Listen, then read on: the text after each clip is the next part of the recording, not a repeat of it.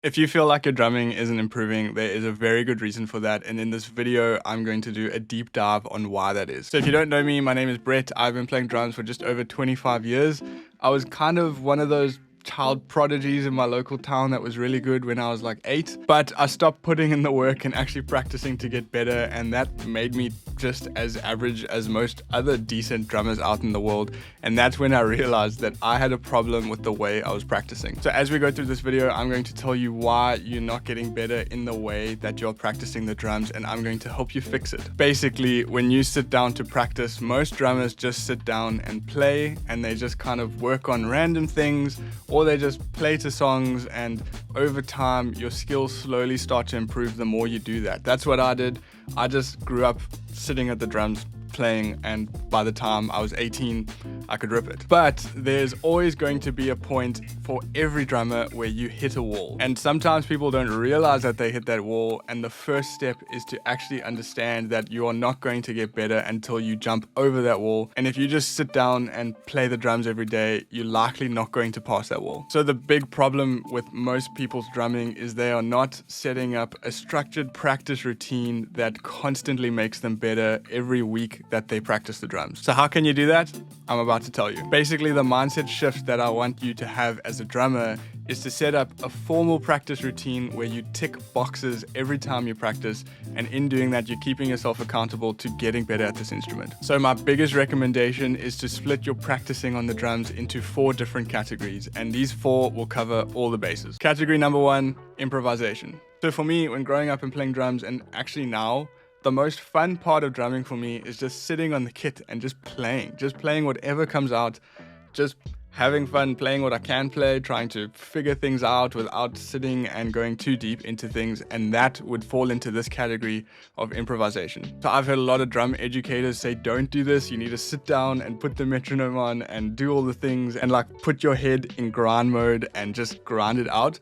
But if that's what you do as a drummer and you don't enjoy that, you're probably going to stop practicing. So improvisation is incredibly important because it actually feels fun to do, and that's what I recommend every drummer do when they start a practice session. So for the sake of this video, I'm going to assume you have 1 hour to practice. So in the first 15 minutes, you're going to just sit on the kit and improvise. That is stage 1 of your practice routine. It also warms you up. You're not thinking too much about it. You're just sitting at the drums and just playing around. There are a few different ways to improvise. The most open-ended one is just sit down and play whatever comes out. You could think of a pattern and just try stick to that. So if you think paradiddle, right, left, right, left, right, left, left, how can you play that around the drums to sound interesting? You could limit yourself with the hand. So if your hand just stays on the hi-hat there, you could play around with your right hand everywhere else. I won't go too deep into that, but improvisation is endless. There are so many things you can just do.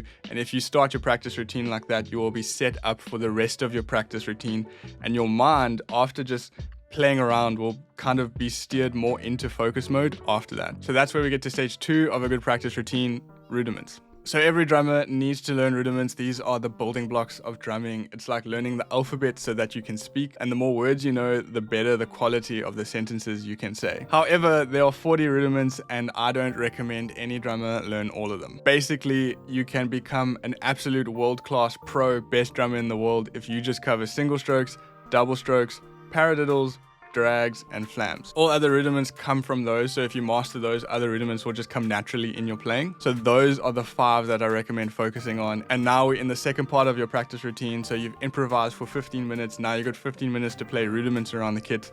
Those 5. This could be in any way. You could just grind them out on the snare drum, or you could take double strokes and try play them around the kit, and just make sure to do it with a metronome so that you're kind of keeping in time while you're doing these. What you want to do here though is track down on a notepad how fast you're actually playing these, because you want to get quicker over time, and if you're not tracking that, you're going to struggle to actually see the results in your practice. So always write down what you're doing in your practice routine, and then the next time you practice, try be better than the last time. So it's 15 minutes improvisation, 15 minutes doing rudiments. That's stage 1 and stage 2. Now we're going to move on to stage 3, which is specific topics. So all drummers are different. I mean, I like jazz. I want to get better at playing to certain jazz songs and doing jazzy things on the kit, but I would never ever sit on the kit and try learn a metal song. It's just not like something I'm interested in, so there's no point in practicing that. So in stage 3, specific topics, this is where you as a drummer need to look at your personal interests and wants on the kit, and you need to pick things to work on in this time. And this is when you lock in and grind through this 15 minutes to get better at that thing. So for example, if I want to learn a specific drum fill that I've seen on Instagram, I would do it in this 15 minutes because this is where I can kind of work out that muscle memory with my hands and just do it over and over and over. And by the end of it, I should be better than I was at the beginning. Or if you feel like you suck at playing grooves, how can you improve your groove? Find some resources to help you and do that in these 15 minutes. This is the most focused part of your practice session because this is where you want to see the most improvement. So this is where you need to really focus. Once you've done that 15 minutes, you're now at the last 15 minutes of this hour practice session, and we're on to stage 4, playing to songs. So what's the point of playing drums? It's playing to music. You want to be a musician, you want to play with musicians. As a drummer, you need to be able to play with other musicians or play with MP3s, basically. So in this last part of your practice session, this is the most fun part where you put on tracks and you jam to those. In a 50-minute time slot, you could play up to 4 songs. So this is how you end your practice routine, actually feeling like you are enjoying playing the drums. Nothing to think too hard about here. You just want to put songs on, jam to them, have a fun time. So you're actually ending off your practice routine on a joyful note instead of being frustrated in stage 3. Stage 4, play songs that you know how to play. If you try to play something that you don't know how to play, I would actually move that to stage 3 where you're figuring out drum parts. But in stage 4, you're just going to play songs that you've played over and over, and you as a drummer just want to enjoy playing those so that you're just having fun on the kit. And that is why stage 1 is having fun, stage 4 is having fun. So it's actually only half of your practice time, stage 2 and stage 3, where you are grinding and maybe not enjoying it and feeling frustrated. But then the end points, stage 1 and stage 4, is where you're having a good time and you actually love playing the drums because this is a fun instrument to play. So in my practice routine today, I've really been vibing with old Red Hot Chili Peppers songs. So I'll probably just jam a few of those at the end of my routine to feel like, yeah, drums are fun.